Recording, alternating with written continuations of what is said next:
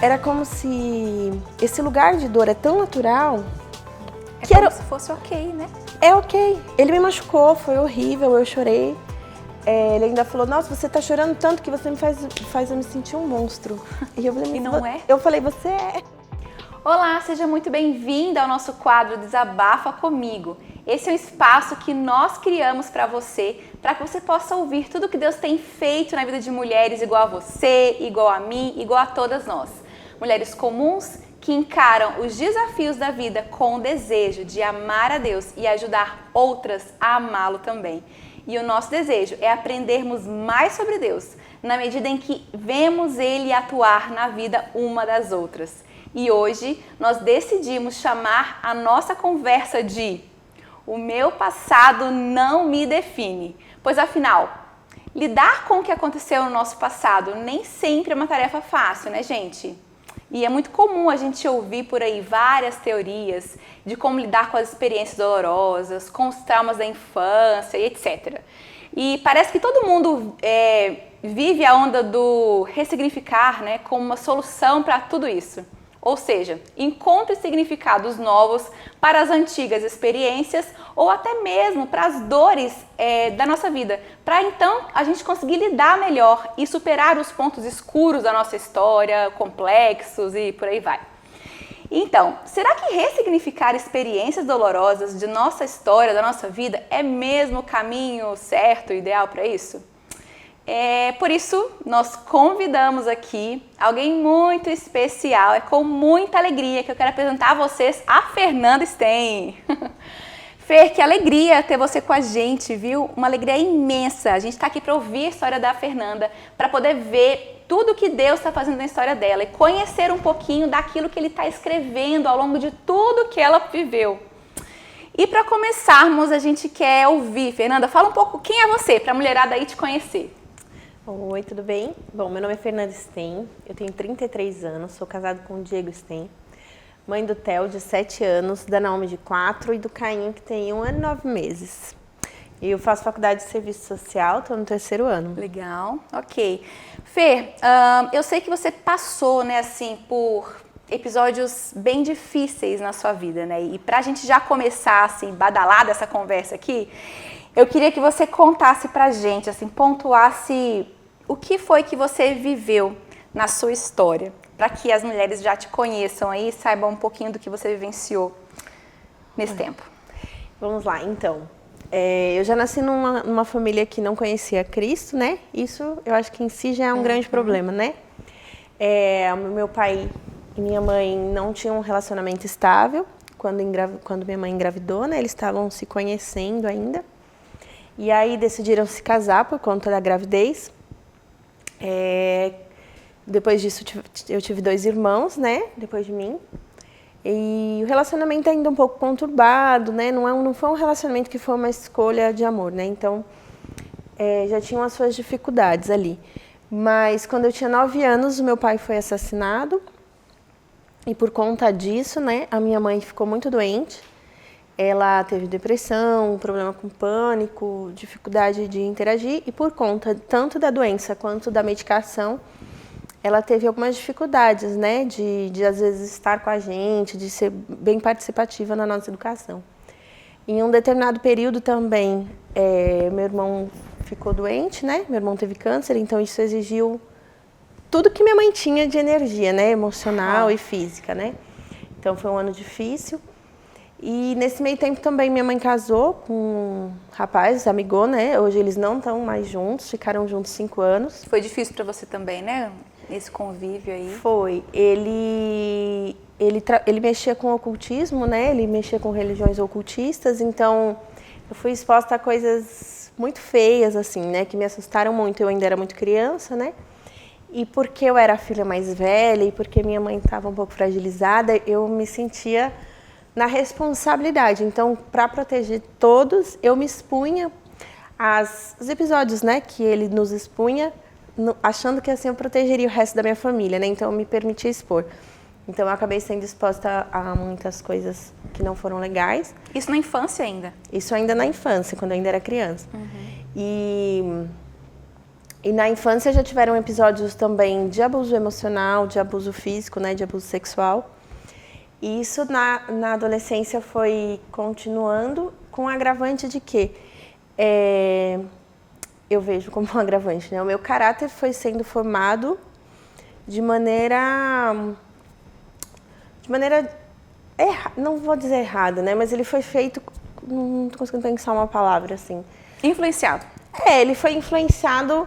É como se, por exemplo, eu amo simbologia, assim, né? Mas quando você planta uma árvore assim, e ela tem que crescer, uma árvore vai ter um sentido certo para ela crescer. Mas quando de repente você tem uma cerca grudada nela, um muro, sabe? E ela vai se entortando, se envergando para conseguir se adaptar e crescer. Pra então conseguir ela sobreviver, né? ela não Dar cresce conta. de uma maneira saudável, né? E aí isso gera prejuízos, né? Porque às vezes ela vai rachar um muro ou vai quebrar a cerca, enfim. E eu acho que é isso que acontece com a gente também, né? Quando a gente é formado num ambiente que não é propício, a gente vai crescendo como a gente consegue. E a longo prazo, isso vai dando frutos, né? Frutos no nosso caráter mesmo, né? Então, as nossas escolhas acabam sendo erradas, porque a gente aprendeu de maneira errada, né? Mas isso não anula também a consequência das nossas escolhas. Isso não definiu as suas escolhas, né? Mas influenciou em muito, né? A sua Sim. história influenciou em muito. Juntou a história com as características que já me eram cabíveis, né? Que eu já nasci com elas.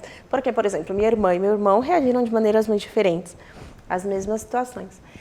E aí, na adolescência, eu estava na escola, né? Passava o dia todo na escola.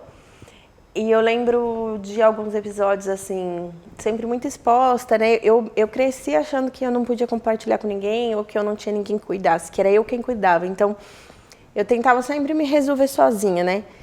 E eu lembro de uma situação em que eu menstruei e aí a orientação que eu tive na época vinha de um livro, né? Eu não sabia como lidar com isso. E aí ganhei um livro, eu tinha 12 anos, 13 anos. E aí eu fui ler no banheiro da escola com uma amiga, porque é uma coisa constrangedora, né? E aí umas outras meninas queriam saber o que era, eu não quis mostrar, e aí elas falaram pra mãe delas que eu estava dando aula de sexo na escola. E eu nunca tinha tido nenhuma experiência nesse sentido, né?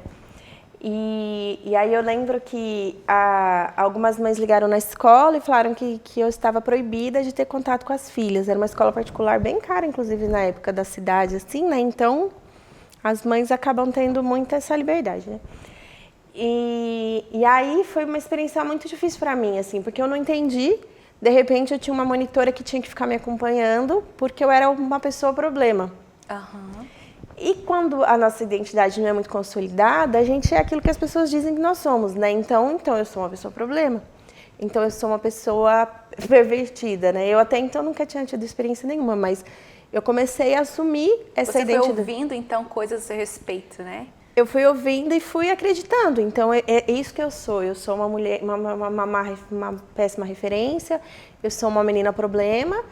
E eu tô fadada a isso, né? Eu sou uma pessoa vulgar.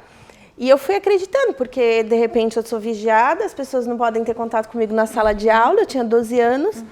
E eu não tinha alguém que eu expunha essa situação e pedia socorro, assim. Como que você percebia você reagindo, respondendo a esses olhares sobre você, a essas definições sobre sua identidade? Na época era tão natural, assim, porque você é criança, né?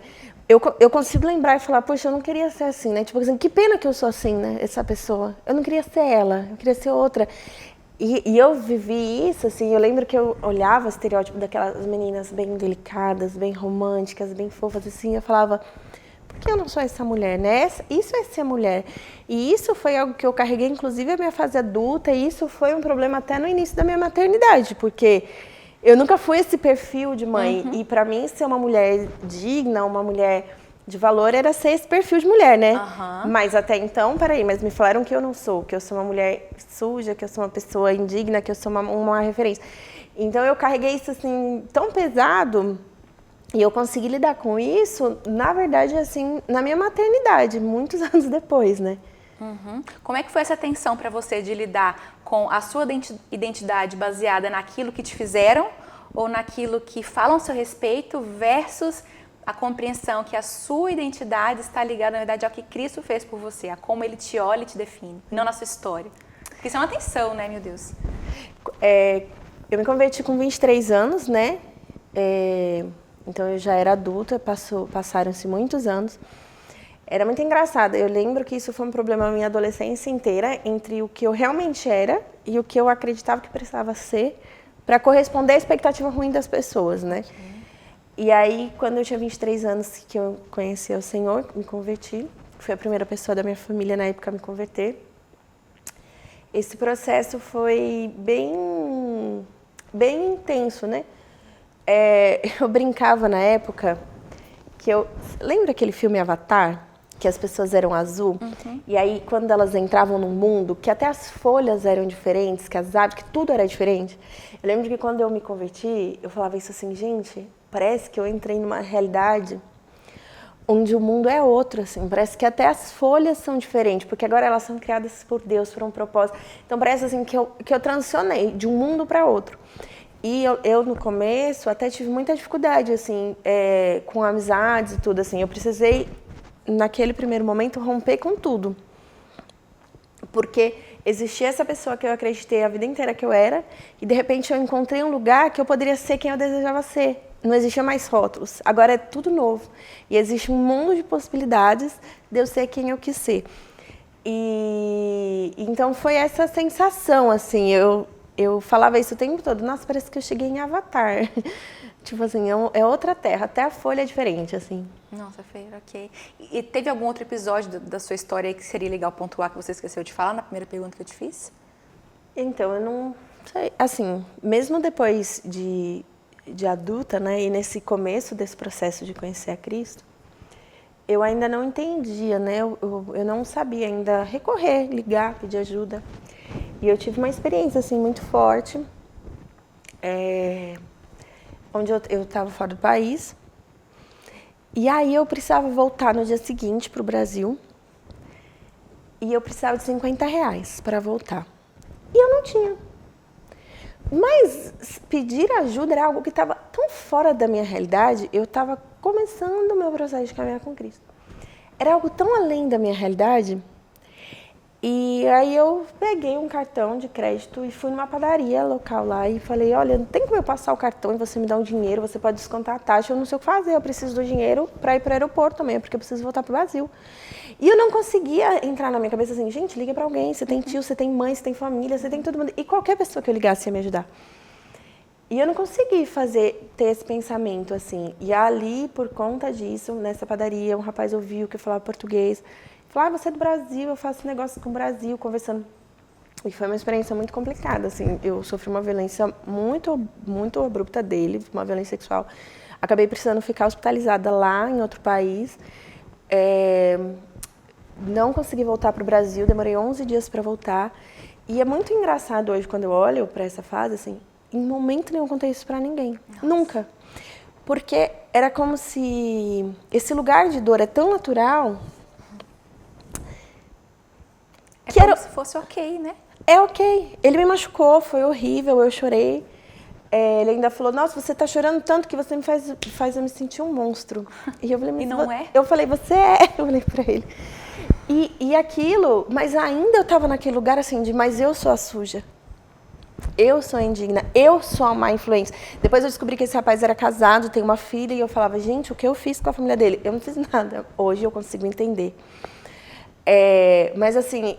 Querendo dizer assim, não foi porque eu conhecia Jesus que eu simplesmente transicionei. Eu entrei num mundo novo, mas eu não era alguém novo de um minuto para outro, né? Eu ainda era carregada dos meus maus hábitos. Aqui, no caso, era o mau hábito de não pedir ajuda, de não recorrer, de não ser vulnerável. E lógico que isso gera também, a gente entra um pouco na questão do pecado. Eu vivi isso muito forte, é uma luta que eu vivo até hoje de querer ser independente das pessoas e de Deus. Mas não trazendo um fardo assim, sim, eu reconheço que isso é um pecado, e sim, eu reconheço que eu preciso da graça de Deus, mas eu também reconheço que existiu um caminho que levou o que já era natural para mim, esse desejo de independência, a virar um fato. Então, eu sou sozinha, né? E não foi porque eu conhecia Deus que simplesmente agora eu sou dependente, agora eu tenho um corpo, agora eu tenho ajuda. ainda foi um processo. Então, ainda existiram marcas, né? Ainda existiu dor. Perfeito, ok. E você, humanamente dizendo, né?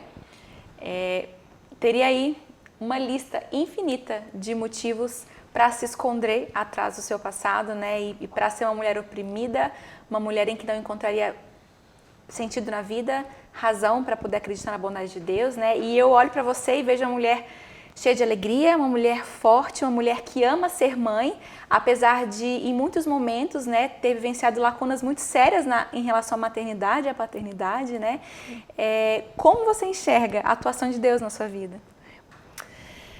Eu amo muito minha mãe, né? Minha mãe, ela é uma pessoa muito amorosa, né? Então, apesar de toda a doença, toda a dificuldade que ela teve, ela sempre foi muito amorosa. E existiu um episódio muito engraçado, assim, no meu aniversário de 18 anos, é o meu aniversário, assim, que eu tenho a melhor lembrança, de eu lembrar dele me emociona. E ele foi um aniversário muito atípico. Eu amo meu aniversário, quem me conhece sabe que eu começo a comemorar em agosto, termino em outubro, eu faço em setembro. E esse ano, em específico, era o meu aniversário de 18 anos, eu esperava muito meu aniversário de 18 anos. E eu estudava à noite. E minha mãe e meus irmãos, minha mãe trabalhava de dia e meus irmãos estudavam de manhã, então eles acordavam cedo e dormiam muito cedo. Quando eu chegava da escola, eles já estavam dormindo. E nesse dia em especial, eu lembro que eu cheguei, eu morava num apartamento e a gente entrava e dava de frente para a cozinha. Aí tinha um bolo em cima da mesa, um mural de fotos. E minha mãe é muito criativa, assim, então ela colou adesivinho em cada foto, com mensagenzinhas, contando toda a história desde o dia que eu nasci. Aí ela escreveu uma carta linda. Aí ela pôs, na época, era um rádio com CD que você punha no repete, né? Aí ficava tocando aquele mesmo CD, era o meu CD preferido. E tinha... Eu amo borboleta.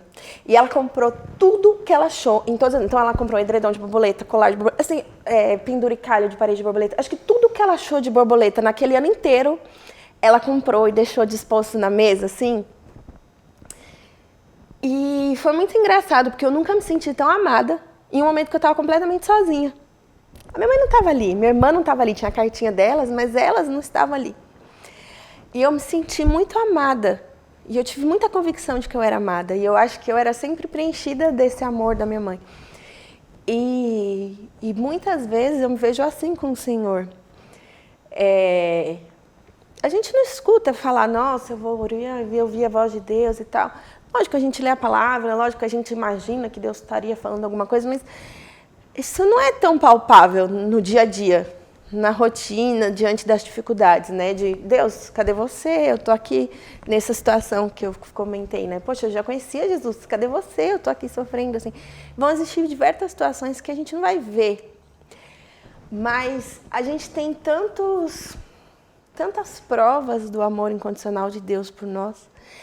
A gente tem tantos relatos na Bíblia e fora dela também, no dia a dia, a gente vê tanta coisa que eu acho que é essa convicção maior, assim, sabe, que me move. O Senhor,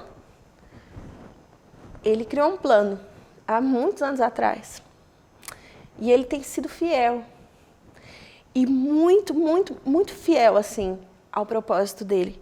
De trazer esperança para uma vida eterna, sabe? De trazer esperança para uma vida nova. Ele tem sido fiel de que essa dor vai acabar. Então, me agarrar nessa confiança de que, mesmo quando eu não vejo, o Senhor me ama incondicionalmente.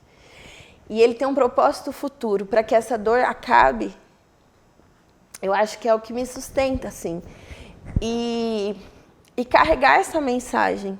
Eu acho que isso me sustenta muito, assim, de poder acolher a dor das pessoas e diante delas a gente poder ver a mão do Senhor. Porque eu cheguei até aqui. Eu ia te perguntar isso, como você vê Deus usando o seu sofrimento para poder consolar outras?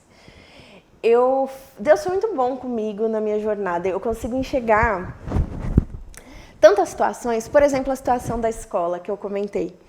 Tinha uma mãe de uma amiga minha que inclusive ela participou do começo do meu processo de conversão, muitos anos depois, e eu tenho muito contato com a mãe dessa amiga minha, não tenho nem contato com a minha amiga mais, que era a minha melhor amiga da escola, mas tenho contato com a mãe dela até hoje.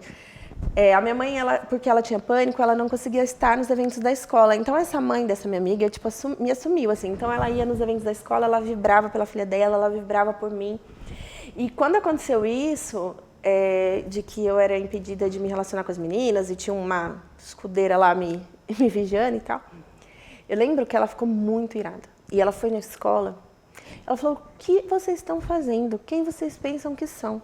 Vocês têm a responsabilidade de proteger essa menina. E vocês estão aqui protegendo as pessoas dela, guardando ela como se ela fosse... Ela é uma criança e vocês têm uma responsabilidade diante dela. E eu lembro que ela comprou a briga e tal.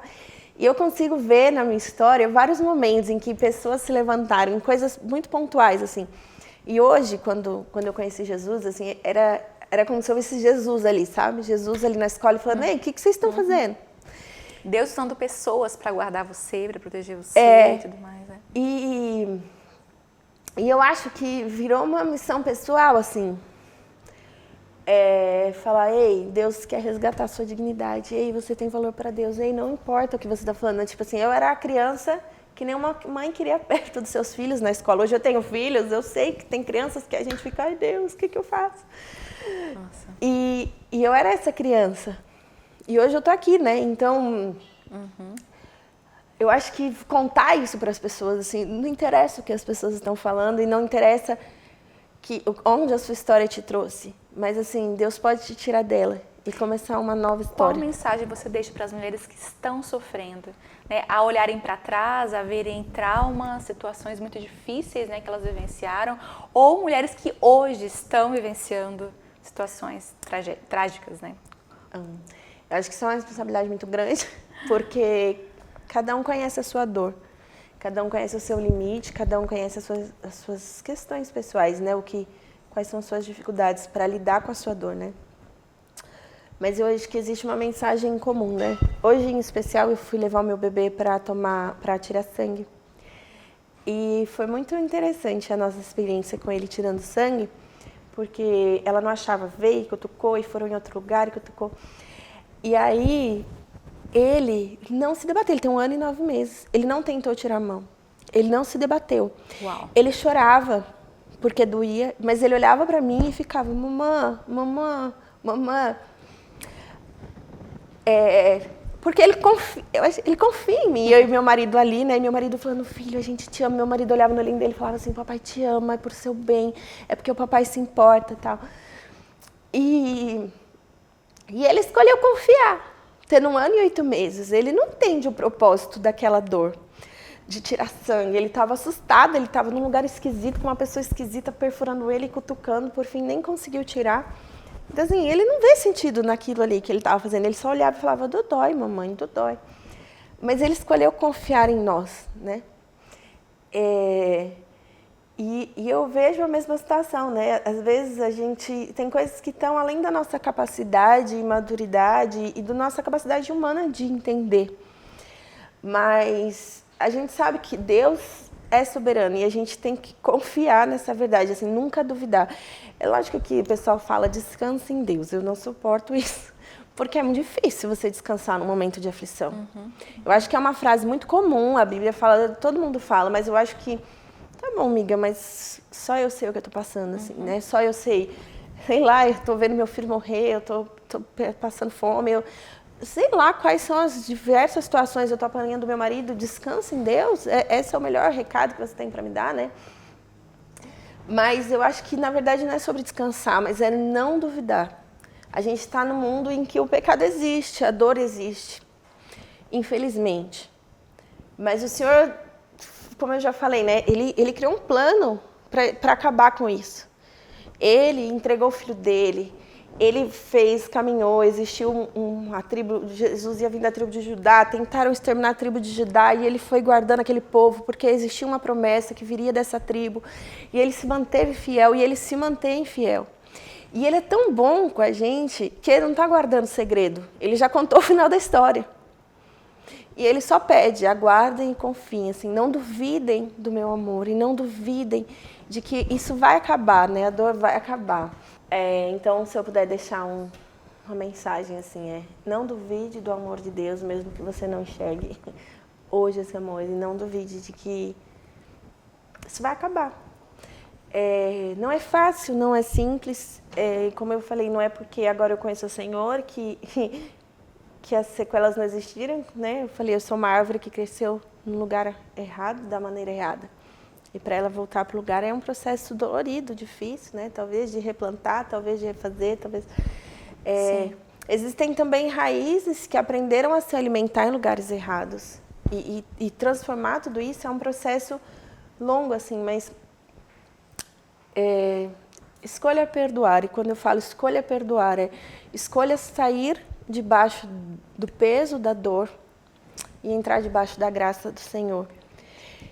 Não quer dizer que isso não vai doer repetidas vezes no futuro, não quer dizer que você vai olhar para aquela pessoa que te feriu e vai estar tudo bem, mas se vinga dela da melhor maneira possível. Eu falo que vocês têm uma vingança, eu não sei, né? Eu penso assim, quando alguém me machuca, mas eu sei que eu tô certa, existe ainda um gostinho interno de falar, eu tô certa.